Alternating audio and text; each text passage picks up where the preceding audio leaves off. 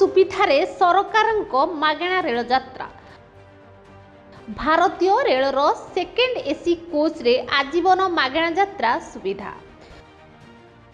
देशर सीमा सुरक्षा करुवा वीर जवान मानक पई आसिला ऐतिहासिक खुशी खबर। देशरे सेवा और बलिदान को सर्वोच्च सम्मान जनाई भारतीय रेलवाई पक्षरु एक बड़ निष्पत्ति ग्रहण करा जायछि। मिलिथिबा सूचना अनुसार एणिकी सेना, नौसेना और वायुसेना समेत समस्त सुरक्षा बाहिनीर जवान माने भारतीय रेलर सेकेंड एसी कोच रे आजीवन मागणा रे यात्रा करि परिबे। एही घोषणा परे सारा देशर जवान और सेमानंक परिवार मध्यरे खुशीर लहरी खेली जाइछि। काहेकि एही निष्पत्ति?